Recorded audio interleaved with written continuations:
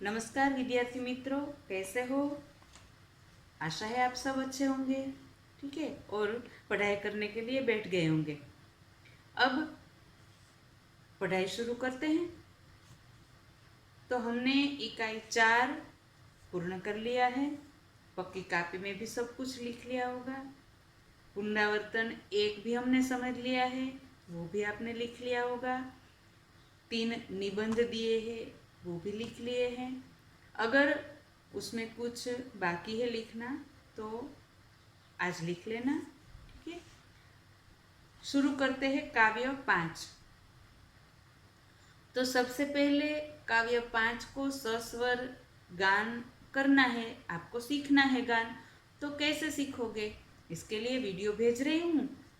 देखना, सुनना और सस्वर गान सीखना है, ठीक है। अब काव्य समझते हैं।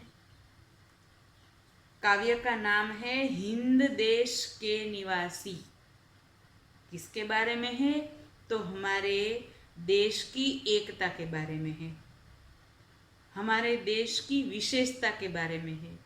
हमारा देश कैसा है? तो हमारा देश अनोखा है, अनूठा है। हम सब कहते हैं, हमेशा कहते रहते हैं हमारा देश अनोखा है, अनूठा है। किस प्रकार से? तो हमारे देश में कई प्रकार की विविधताएं हैं। कैसे विविधताएं? तो हमारे देश में भौगोलिक विविधताएं हैं, यानी कि हमारे देश, पूरे देश में सभी जगह जमीन, नदी, सागर, पर्वत आदि सब कुछ विविध है। सभी स्थान पर अलग अलग है। इससे आगे तो आबोहवा यानी कि वातावरण, सभी स्थान पर कश्मीर का वातावरण ले, गुजरात का वातावरण ले, कन्याकुमारी का वातावरण ले, बंगाल का वातावरण, सभी का वातावरण अलग अलग है। सभी जगह में अलग अलग गर्मी और ठंडी का अनुभव होता है। यानी कि ऋतु एक समय ही आती है, किंतु कश्मीर में जितनी ठंड लगती है उतनी गुजरात में नहीं लगती, और गुजरात में जितनी गर्मी होती है उतनी गर्मी कश्मीर में नहीं होती। इस तरह से हमारे देश की भौगोलिक विविधताएं हैं। यानी कि जैसी जमीन, जमीन का रंग, उसकी उसकी क्षमता आदि जो एक राज्य में है वैसी दूसरे राज्य में नहीं है।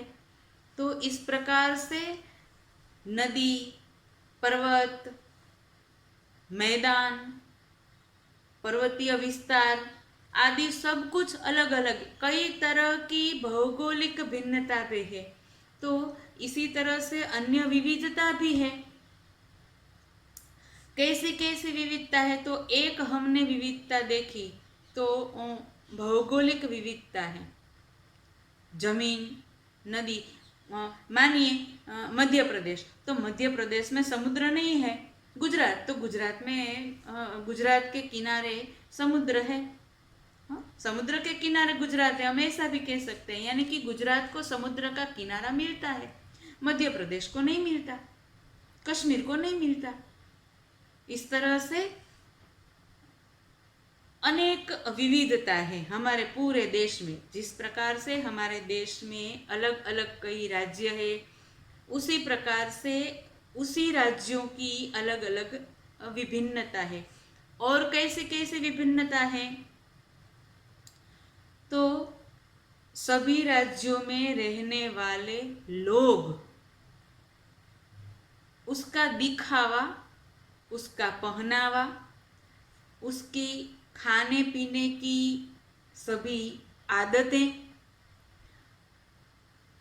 उसके त्योहार, उसके रीति रिवाज, कई सारी विविधताएं हैं।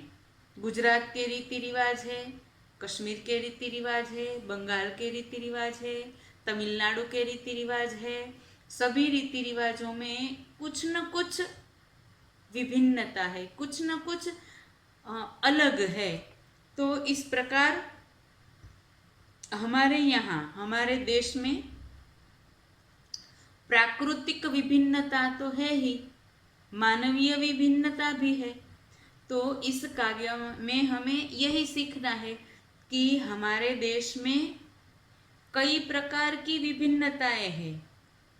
प्राकृतिक विभिन्नता, भौगोलिक विभिन्नता जो हमने सीखी, यानी कि इसके बारे में हमने जाना, उसी प्रकार से मानवीय विभिन्नता है। लोगों में भी हम विभिन्नता पाते हैं। कश्मीर के लोग हैं, दक्षिण भारत के लोग हैं, पूर्व भारत के लोग हैं। उसके दिखावे में लोगों की आंतरिक बनावट तो एक समान ही है सभी की, किंतु उसकी मजबूती, उसका कद आकार, उसके चेहरे का दिखावा आदि सब कुछ अलग है। उसमें भी विविधताएं हैं। कश्मीर के लोग हैं, मध्य प्रदेश के लोग हैं, दक्षिण भारत के लोग हैं, गुजरात के लोग हैं। अब अगर सबको साथ में मिलाया जाए तो भी सभी में कुछ न कुछ अलगताएं दिखाई पड़ती है, सभी में कुछ न कुछ विभिन्नता है। तो ऐसी कई प्रकार की विभिन्नता होते हुए भी हम सब एक है। हमारे देश में रहने वाले सब लोग एक समान ही है, ऐसी भावना हम सबके मन में होती है। उसको हम कई बार उसकी अनुभूति भी करते हैं। किस तरह से? तो अगर किसी एक प्रांत में कुछ आपदा आई हो, कुछ मुसीबत आई हो, बाढ़ हो या भूकंप हो या कुछ ऐसी कुदरती आपत्ति हो, तो तुरंत ही दूसरे प्रांत के लोग वहाँ अपने से हो सके उतनी मदद पहुंचाते हैं। क्यों? क्योंकि भले ही वे दूसरे राज्य के हैं, परंतु है तो हमारे देश के ही।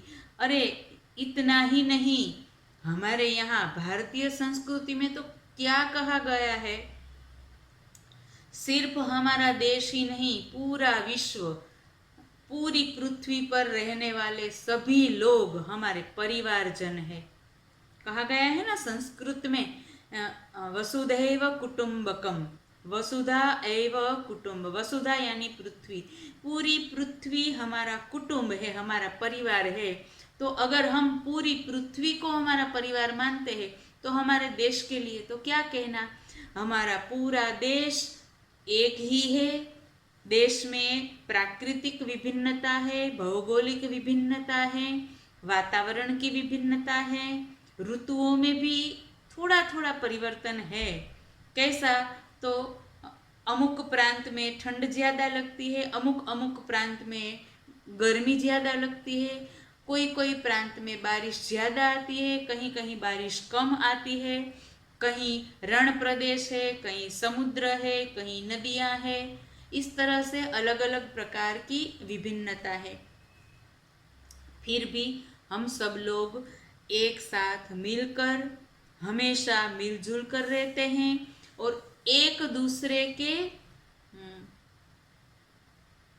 विभिन्न होते हुए भी एक दूसरे के सभी प्रकार के कार्यों में साथ देते हैं, सभी प्रकार के अच्छे कार्यों में साथ देते हैं और सबको साथ लेकर आगे बढ़ने के लिए हमेशा प्रयत्न करते रहते हैं। हम ऐसा नहीं मानते कि ये हमारे परिवार वाला नहीं है, मैं मेरे घर के परिवार वाले को ही मैं अपना समझूं और किसी से कुछ ना मदद करूं। हमेशा दूसरों की भलाई के लिए, दूसरों की मदद के लिए तैयार रहते हैं और हमेशा मिलजुल कर, एक साथ मिलकर रहते हैं। ऐसी बात हमें इस काव्य में समझाई गई है। आज आपको अब गृह कार्य बराबर से समझ ले। आज आपको गृह कार्य क्या करना है, तो ये काव्य है, इसका मैं वीडियो भेज रही हूँ आपको। उसमें से वीडियो देखकर काव्य को सुनना है, सस्वर गान करना है और एक बार रफ नोट में इस काव्य को और इसके शब्दार्थ को लिखकर कंठस्थ करना है। ध्यान रहे, काव्य को रफ नोट में लिखना है, शब्दार्थ को भी रफ नोट में लिखना है और कंठस्थ करना है। ठीक है, फिर अगले तास में इस काव्य का भावार्थ समझेंगे।